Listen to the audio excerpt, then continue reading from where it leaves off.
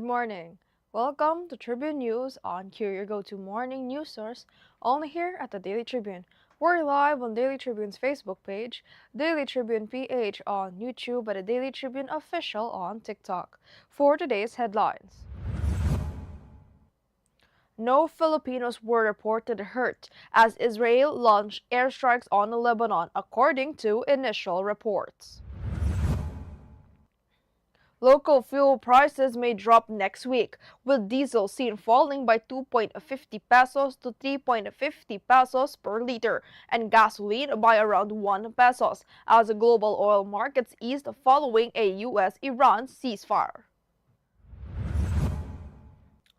Mount Canlaon emitted a 1,200-meter ash plume Thursday morning, its fourth since midnight, as PHIVOX recorded elevated sulfur dioxide levels, 12 volcanic quakes, and maintained alert level 2 amid ongoing unrest. Vice President Sara Duterte has yet to finalize her senatorial slate for 2028, saying discussions with potential candidates are ongoing. Lauren Legarda criticized the Department of Agriculture for lacking a clear plan on rising oil prices, warning that nearly half of Luzon's small-scale fishers have stopped operations due to the crisis.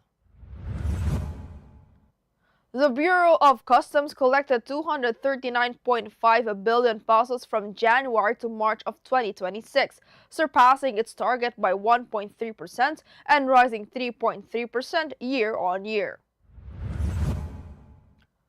1Z Entertainment enters a new chapter with SB19 Pablo taking the helm as president of the SB19 co-founded multimedia company. Around 50 teams from across Mindanao will compete in the Junior Maharlika Pilipinas Basketball League regional eliminations set from April 15th to 19th.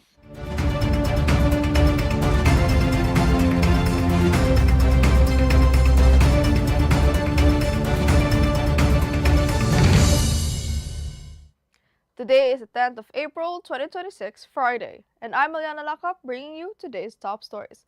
Let's kick things off with today's weather. Today, the ridge of a high-pressure area is extending over northern and central Luzon, while localized thunderstorms will bring isolated rain showers across the country. Metro Manila and the rest of the Philippines will have partly cloudy to cloudy skies with isolated rain showers or thunderstorms with possible flash floods or landslides during severe storms. Meanwhile, Tropical Storm Sinalaku is outside the Philippine Area of Responsibility, located 2,725 kilometers east of northeastern Mindanao, with maximum sustained winds of 65 kilometers per hour, gustiness of up to 80 kilometers per hour, moving westward at 10 kilometers per hour. Winds are light to moderate nationwide with slight to moderate seas. Now for a traffic update. Light traffic is reported at Balintawak Toll Plaza, Mindanao Toll Plaza, Bukavu Toll Plaza, and San Fernando northbound and southbound lanes. All other areas of NLEX, SATEX, and NLEX connector, including toll plazas and interchanges, are also experiencing light traffic. Now let's move on to this morning's headlines.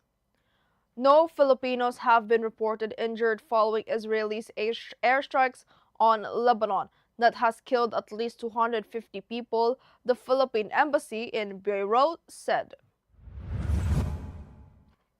Vice Consul Mark Joshua Ponce described the attacks as highly destructive, with damage seen near the embassy. The strikes came despite a conditional U.S.-Iran ceasefire, which Israel said did not include Lebanon. Filipinos have been advised to stay indoors, avoid crowds, and carry identification. Around 14,000 Filipinos remain in Lebanon, with a low turnout for voluntary repatriation under Alert Level 3. Now, local fuel prices are expected to decrease next week after global oil price eased following a 2-week U.S.-Iran ceasefire, which helped calm supply concerns. Diesel may fall by 2.50 pesos to 3.50 pesos per liter, while gasoline could drop by about 1 peso per liter, with oil firms set to announce adjustments soon. However, experts say relief may be gradual due to pricing delays and market volatility. The Department of Energy assured fuel supply remains stable, with enough inventory to cover demand for several weeks. Now, Mount Canlaon in Negros Oriental emitted a 1,200-meter ash plume on Thursday morning, its fourth ash emission since midnight, according to FIVOX. The activity occurred between 6:24 and 6:29 a.m. and was recorded by the Canlaon Volcano Observatory in Canlaon City. FIVOX also logged 12 volcanic earthquakes, including a 43-minute tremor, and sulfur dioxide emissions of 1,524 tons on the 8th of April. The volcano remains under alert level 2, indicating increased unrest, with authorities maintaining close monitoring of seismic activity and gas emissions. Now, Vice President Sara Duterte said she has yet to finalize her senatorial slate for the 2028 elections, noting that talks with potential candidates are still ongoing. She earlier announced plans to run for president in 2028. Duterte also declined to comment on rumors about President Ferdinand R. Marcos Jr.'s health. In an Araw ng Kagitingan statement, she warned against alleged foreign interference in the justice system, linking it to the International Criminal Court case involving her father, former President Rodrigo Duterte. The ICC is set to rule on jurisdiction by the 22nd of April. Now, Senator Lauren Legarda criticized the Department of Agriculture for lacking a clear plan to address rising fuel prices, warning of disruptions to food production and supply. During a Senate hearing, she said nearly half of small-scale fishers in parts of Luzon, including Cavite, Bataan, Zambales, and Pangasinan, have stopped operations due to high fuel costs. She also noted farmers in Benguet are unable to transport produce, leading to spoilage. Legarda urged all targeted fuel subsidies and improve market access to support farmers and fishers. Now, the Bureau of Customs collected 239.5 billion pesos from January to March of 2026, surpassing its target by 1.3% and posting a 3.3% increase year-on-year based on preliminary data. Finance Secretary Frederick Go credited the performance to ongoing reforms, stronger governance, and stricter enforcement. The BOC said collections were boosted by coordinated port operations, intensified anti-smuggling drives, and auctions of seized goods, including luxury vehicles. Digital reforms and enhanced post-clearance audits also contributed.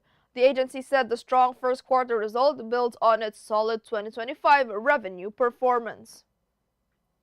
Now, 1Z Entertainment, the artist management and multimedia agency co-founded by SB19, is entering a new phase with Pablo Naces stepping in as president.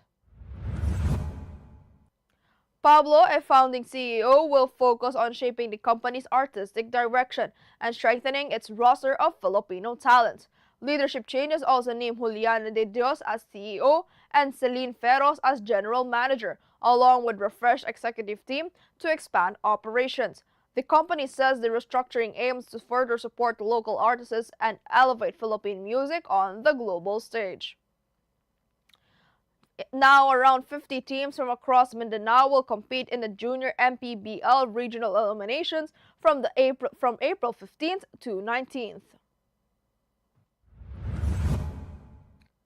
The tournament will feature 3 age categories and will be held across multiple venues in Davao City, including the Davao City Recreation Center, Rizal Memorial College's Petrogas Arena, and Catalunan Grande Covered Court. Coordinator Aldin Celi said an MPBL representative is expected at the opening ceremony.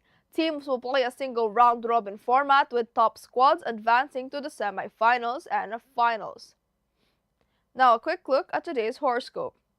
Today puts you in a natural leadership role, Leo, even if no one says it out loud. People notice your ideas and presence, so stay calm and grounded. Avoid flexing just to impress. Respect grows when confidence is balanced with humility. It is a good day to take charge of plans, but don't overbook yourself. Choose what truly excites you and leave space for the rest. A simple, fun evening with close friends or family will recharge you more than a crowded scene. Now, Katribu, did you know that on April 10th of 1815, Indonesia's Mount Tambora began the most powerful volcanic eruption in recorded human history, sending ash up to 20 miles into the atmosphere and unleashing boiling lava flows that destroyed surrounding villages and forests. The eruption, which had started rumbling days earlier, escalated into a series of catastrophic explosions that could be heard hundreds of miles away, reshaping the landscape of Sumbawa Island and causing the volcano to collapse into itself. Mount Tambora's eruption killed an estimated 10,000 people immediately, while another 80,000 plus died in the following months due to famine, disease, and crop failure caused by ash blocking sunlight. In total, around 100,000 direct and indirect deaths were recorded, making it one of the deadliest volcanic events in history. The eruption expelled so much ash into the atmosphere that it triggered global climate disruptions, lowering temperatures worldwide and causing unusual weather patterns, including frost in places like New England during the summer. It also led to vivid sunsets and widespread famine across multiple regions, earning it a lasting place in history as the eruption that reshaped both the planet's climate and human survival conditions. Now, this morning's viral comes from an Instagram reel that has racked up 1.3 million views, featuring a very funny moment inside a grocery store. Netizens were quick to react with comments like, "Kinilig yan," and "Bakit ako yung nahiya?" among other hilarious responses. Let's watch this. Honey, meron kayong kuya? Ay, kuya, meron kayo honey? Ha? Meron? Saan kayo? Okay, thank you. Honey, meron kayong kuya? And that's all for now, mga ka-Tribu. Join us again at 1 o'clock p.m. for more updates. This has been Eliana Lacap for Tribune News on Q.